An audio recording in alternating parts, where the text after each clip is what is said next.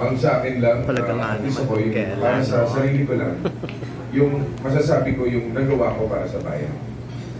Dahil yung iba babago para sa papasok, so we can compare. Kaya hindi natin compare, hindi natin, alam naman natin yung puso ng bawat isa, may puso din naman. Pero yung sa akin, at least masasabi ko, yung accomplishment, yung nagawa ko na. Sabihin, ano bang natagal mo dyan? Wala ka naman na nagawa sa bayan. At least ngayon sa atin ko, kung ano yung mga nagawa. So, hindi...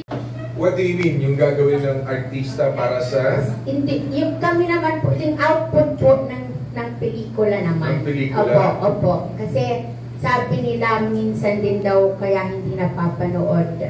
Hindi din... Yeah. For the producers and the... Well, as we can see naman, they're trying their best na makagawa ng mga quality movies. Art nila yun. To compete talaga. Kasi hindi lang ang competition locally, not only in the Philippines, but they're also competing in other countries. So, kaya yun yung nakaka-proud naman sa mga ginagawa ng iba. At yung iba naman, nakikita natin talagang they're trying their best na mapaganda yung pelikula. So, siguro nga, ang kailangan talaga ay paano natin na may babalik yung sigla ng manonood sa sinihan. Dahil sa totoo lang, ang gaganda ng mga ginagawa nilang pelikula. Kulang lang yung mga nanonood. Minsan, katulad nung before the Metro Manila Film Festival, super hit yung Katniel, no? Katden. Kay Alden at saka kay Kat, no? Yun yung super hit. Medyo parang nakuha na yung pondo. Limited lang din siguro yung pondo ng dahil sa sobrang mahal ng sine. Siguro kung mabababa yung presyo ng sine, baka kaya pang maka-afford na manood pa ng Metro Manila Film Fest. So, in other words po, you're really proud naman po of the work our industry is doing. Yes, nakikita ko na malaki na yung improvement. Yes. And Sen, ang ganda po na kanina ho, i-remind niyo po kami ng lahat ng mga nagawa niyo for the country, no? Because natatandaan niyo po, before laging may stigma yan pag artista ang tumatakbo. Do you feel now that hindi na po ganun ang stigma ng yung mga tao, hindi na nagsasabi, ay, artista na naman tumatakbo? Nawala na po ba yun? Sa tingin ko, because of my... kaya nga, every time na nag-speech ako sa entablado, yun yung sinasabi ko para for them to know kung ano yung mga accomplishments ko as Vice Governor, Governor, and Senator. As a public servant.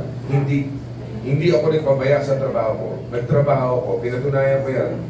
Miski sa lalawigan na kami, pero ako'y naging gobernador, nagtrabaho ko. So, ang masasabi ko lang, yung mga bumoto sa akin, simulan sa pool, yung mga lola at lola na hindi sila napaya kay Pumagilla dahil nag-perform siya. Malaking responsibilidad dyan na dapat panindigan nila pag nandiyan na sila. And last question na lang po. Sen, kanina po, nag-usap tayo, sabi nga natin, taas po ng position in the survey, si Conlani po, and of course, Iman, parang talagang pasok na po ang contestant po, Mr. Revilla po ang tumatakbo.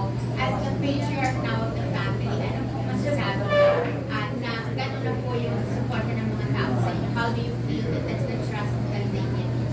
Well, I'm so thankful. Lani is unopposed.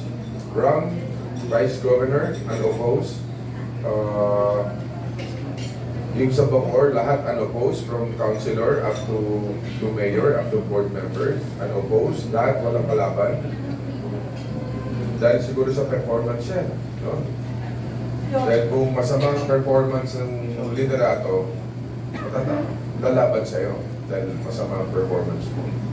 Isusuka ka ng tao. Kaya yung sinasabi about dynasty. Kung ang tao ayaw sa'yo, then we'll not vote. No? Yun lang.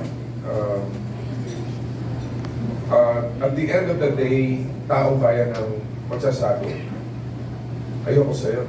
Hindi mayor kita, hindi ka naman nag-perform, hindi ka naman tumulong sa akin. Hindi masama ang performance mo, we will not vote for you anymore. Pero look at Bacoor. Dahil sa ganda ng improvement ng Bacoor, yung ganda yung tulungan ng, kumbaga, yung pamilya, sinasabi nila. Kita nila, ang ganda ng ng public service, yung pagtulong sa mga mamamayan, nakakatulong at nagpe-perform. Even in the province, isipin mo, Vice Governor, Governor, unopposed. Bihira yung ganun. Dahil siguro, nakita nga na maganda yung performance. Ayan o nga pala what happened. Yun nga, ito yung after election natin pag-usapan yan. Basta mapapanood yung si Bong Revilla sa sinyan mo din. Hindi, kanina nagbigay ng message si Nanay Lolit, yung loyalty sa'yo. Pwede rin mahingan ng message si Nino kung bakit loyal din siya sa'yo. At klase kang kaibigan, kaya andyan yung pagmamahal niya sa'yo. O, bakit mahal mo si Senbo? Hindi, talaga naman, ever since naman talaga parang kuya talaga yun. Kuya, is me matataas sa akin. Totoo naman siya. Sige na. Totoo naman. Pero, parang kami 52 years in showbiz. At saka, marami kami pinagsamahan na talagang napatunayan ko yung pagiging... Sasabihin ko na, ito lang pinakapapait natin sa tahanan. Kasi kahit sa campaign, kahit hindi pa na campaign, yung mga pinupuntahan namin lugar pag kami nasalanta, like yung mga lugar doon sa Davao, yung Panabo, talaga narinig ko sa mga tao na si Sen lang ang nag-iisang senador na nagpunta ron sa lugar na yun. Lagi siya yung nauuna. Or siya lang yung nakapunta. Yung iba hindi na sila, dahil kumbaga yung mga lugar na yun, maliit na population namin. So hindi na pinapansin ng mga ibang senador. Pero si Sen, talagang andun sa palagi. Laging first. Yun, totoo lang naman. Bakit mo napatunayan yung pagmamahal niya sa'yo, yung support sa'yo sa mga pinagdadaanan mo ng pamilya? French. Ay, siya nga yung unang kumpara sa mukha nang nangyari yung kay Sanford pa. Sa kanya ko unang sinabi. Kasi ganun yung tuwala ko sa kanya. Na hindi ko na magkamali. I love you, Sen.